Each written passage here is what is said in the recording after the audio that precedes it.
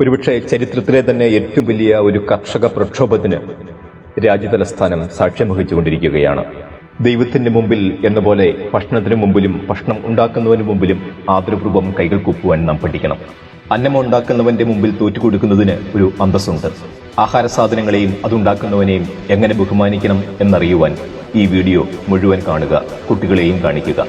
ഒരു പതിറ്റാണ്ട് കാലം ലോക ഫുട്ബോളിന്റെ വലതുവിങ്ങിലെ രാജാവായിരുന്ന ബ്രസീലിന്റെ ഇതിഹാസ താരം ഡാനി ആൽവസ് ഒരു സുപ്രധാന മത്സരത്തിൽ ഒരു കോർണർ കിക്ക് എടുക്കുവാൻ ഒരുങ്ങുന്നു.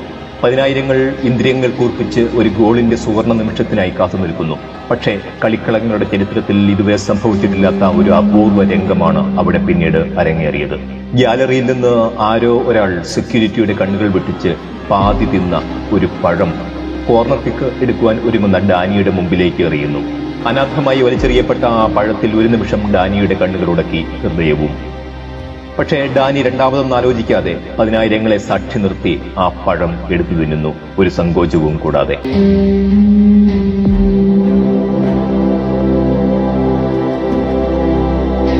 ഒരു നിമിഷത്തെ നിശബ്ദതയ്ക്ക് ശേഷം സ്റ്റേഡിയം എഴുന്നേറ്റ് നിന്ന് കൈയടിച്ചു.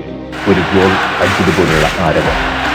സംപ്രേഷണ ക്യാമറകൾ ഗോൾ മുഖത്തേക്ക് പറന്ന പന്തിനെ ഉപേക്ഷിച്ച് ഡാനിയുടെ മുഖത്തേക്ക്. ഡാനി പഴം തിന്നുന്നതിന്റെ ക്ലോസപ്പ് ഷോട്ടുകൾ.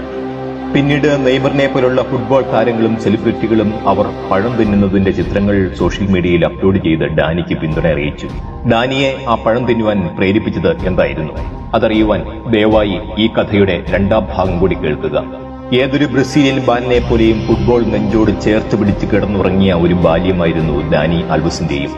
പക്ഷേ ഫുട്ബോൾ നെഞ്ചോട് ചേർത്ത് പിടിച്ചാൽ വയർ നിറയ്ക്കാനാവില്ല എന്ന ദുഃഖസത്യം ഡാനിയും ചെറുപ്പത്തിലെ തിരിച്ചറിഞ്ഞിരുന്നു.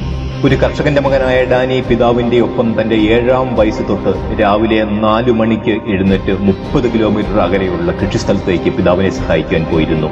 കർഷകന്റെ അധ്വാനത്തിന്റെ ഫലം ഒരിക്കലും പാഴാക്കരുതെന്ന് അന്നു തൊട്ടേ ഡാനി മനസ്സിൽ കുറിച്ചിട്ടുണ്ടാവണം. അതുകൊണ്ടാവാം ഫുട്ബോൾ ഗ്രൗണ്ടിലേക്ക് വലിച്ചെറിയപ്പെട്ട പാതി തിന്ന പഴം പാഴാക്കാൻ ഡാനിക്ക് മനസ്സ് വരാതിരുന്നത്.